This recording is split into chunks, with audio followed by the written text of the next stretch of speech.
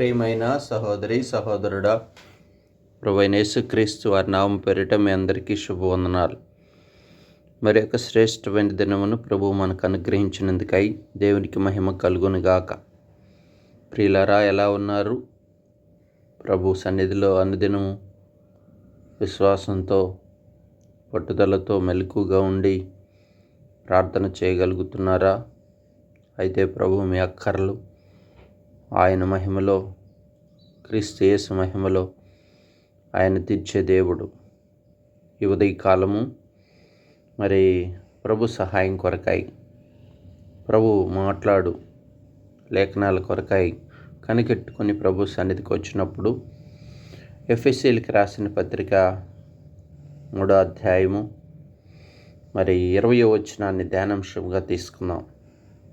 మనలో కార్యసాధకమైన తన శక్తి చొప్పున మనం అడుగు వాటికంటేను ఊహించు వాటి కంటేను అత్యధికముగా చేయ శక్తి గల దేవునికి క్రీస్తు యేసు మూలముగా సంఘములో తరతరములకు సదాకాలం మహిమ కలుగునుగాక. ఆమేన్.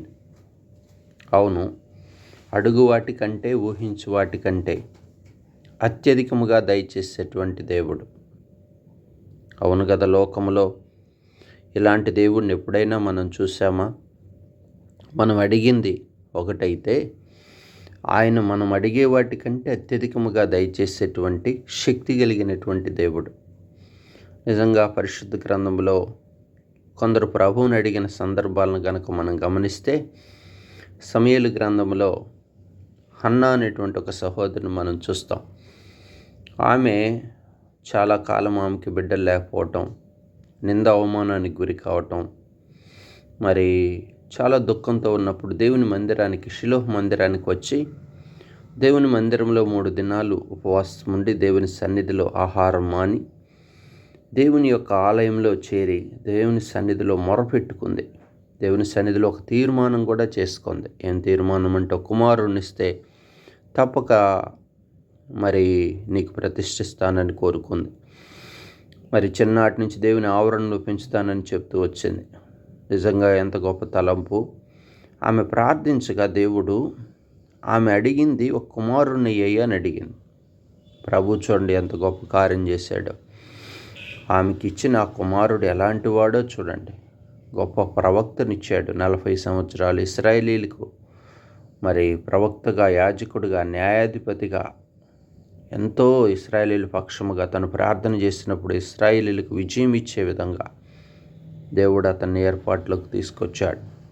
అంటే హన్నా అడిగింది ఒక కుమారుణ్ణి, అయితే దేవుడిచ్చింది అద్భుతమైన కుమారుణ్ణి, ప్రవక్తని, యాజకుణ్ణి, న్యాయాధిపతిని, అంతేకాదు ఇశ్రాయేలీలకు పాలకుణ్ణి, ఆ పాలన చేస్తున్న రాజులను అభిషేకించేవాడిని దేవుడు ఏర్పాట్లోకి తీసుకొచ్చాడు. అంతేకాదు ఆమె అడిగింది ఒక కుమారుణ్ణి, అయితే ఇంకా 5 సంతానాన్ని మరి హన్నాకి ఇచ్చినట్లుగా చూస్తున్నాం.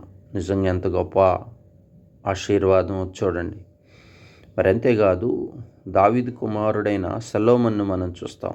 సొలొమోను దర్శన రీతిగా దేవుని మందిరము కట్టిన తర్వాత ప్రార్థించినప్పుడు మరి తన ప్రార్థనలకు దేవుడు ఆ ఉన్నత స్థలములోకి వెళ్ళి దర్శనం కలిగినప్పుడు తన ప్రార్థనలో దేవుణ్ణి అడుగుతున్నాడు, ప్రభువా, మరి నువ్వు రాజుగా నన్ను అభిషేకించి దేవుని సింహాసనం మీద కూర్చుండబెట్టావు.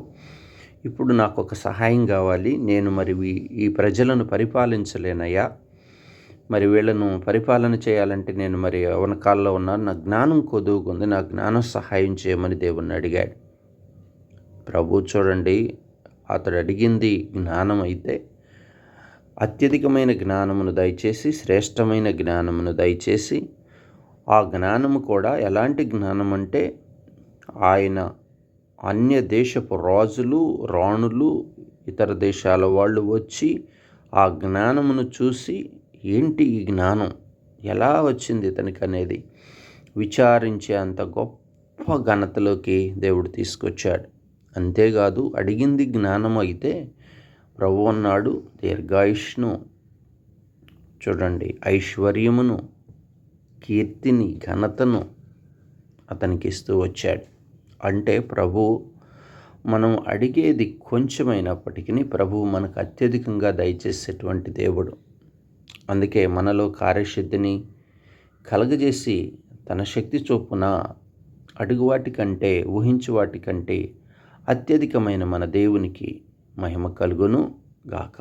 కాబట్టి మన ప్రభు ఎలాంటి వాడంటే అత్యధికమైన వాటిని అడిగి వాటికంటే మన హృదయం గోచరం కాని వాటిని మనం అడిగే వాటికంటే అత్యధికముగా మేలు దయచేసేటువంటి దేవుడు, అత్యధికంగా ఇచ్చే దేవుడు, అత్యధికంగా ఆశీర్వదించే దేవుడు, అత్యధికంగా దీవెన దయచేసే దేవుడు. కాబట్టి మన ప్రభు ఎంత గొప్పవాడో విన్నాం. ప్రభు సన్నిధికి వచ్చి ప్రభువునికి మహిమను కృతజ్ఞతలు చెల్లిద్దాం. మన ప్రభువుని విశ్వసించి ఈ ఆత్మీయ అనుభవాన్ని మనం కలిగి ఉందాం. ప్రార్థన చేసుకుందాం. పరిశుద్ధుడా, ప్రేమ కలిగిన తండ్రి, నిజమే మా జీవితాల్లో ప్రభువా, మేము అడిగేది కొంచెమైతే మేము ఊహించే వాటికంటే అత్యధికంగా దయచేసే దేవుడు. ఎంత గొప్ప దేవుడో మా పక్షంలో అయ్యా. మేము కొంచెం అడిగితే ప్రభు అత్యధికంగా మీరు విస్తారముగా ఇచ్చే దేవుడు. అవును తండ్రి, వలలు వేస్తున్నప్పుడు వారు ఊహించే ఉండరయ్యా. మరి 7 శిష్యులు తిబ్రియా సముద్ర తీరంలో బహుశా కొంచెం చేపలు పడతాయేమని తలంచుంటారు. విస్తారమైన చేపలు పడేటట్లుగా చేశారు. సొలొమోను తలంచుండడు, జ్ఞానం అడిగాడు కానీ ఆయుష్కాలము దీర్ఘాయుష్నిచ్చాడు, ఘనతనిచ్చాడు, ఐశ్వర్యంనిస్తా, హన్నా ఒక కుమారునిస్తాడులే అనుకుంది. కానీ ప్రవక్తనిచ్చాడు, న్యాయాధిపతిగా యాజకుడిగా ఉండే ఆత్మీయ అనుభవం కలిగిన కుమారుణ్ణే కాదు, ఆ తర్వాత 5 సంతానాన్ని ఆమెకు మిగులుగా ఇచ్చినట్లుగా చూస్తున్నాం. అవునయ్యా, ఎంత గొప్ప దేవుడు. సరిపడిన ఆహారం ఇస్తాడేమో అని అనుకొని ఉండవచ్చు వాళ్ళు. 5 రొట్టెలు 2 చేపలు 5,000 మందికి పంచిన తర్వాత కూడా ప్రభువా అయా తండ్రి 12 గంపలు ఎత్తినట్లుగా చూస్తున్నాం. మిగిలిన ఆశీర్వాదమును, ఊహించిన ఆశీర్వాదమును దయచేసే దేవుడు. అవును మా దేవుడు, మాలో ఇట్టి కార్యసిద్ధిని కలిగజేసే దేవుడుగా మీరు మాకున్నందుకై స్తోత్రములు చెల్లిస్తున్నాం. ఈ దినమంతా మీ కృపలో మమ్మల్ని బలపరుస్తారండి తండ్రి. సహాయం చేయం. సంపూర్ణంగా ఈ అనుభవంలో మమ్మల్ని బలపరుస్తారండి. నిన్ను అడిగి ప్రతి ఈవులను పొందుకునే కృప మాకు దయచేయండి. సంఘమును ఆదుకోండి, బలపరుస్తారండి. అన్ని జనులు రక్షించండి. యవన కాలబిడ్డల భవిష్యత్తును దీవిస్తారండి. వ్యాధిగ్రస్తులను స్వస్థపరచు. మీ చేతికి ఎందుకు తీసుకొని మీ నామానికే మహిమ తెచ్చుకున్నామని యేసు నామమున ప్రార్థించి వేడుకుంటున్నాం తండ్రి. ఆమేన్.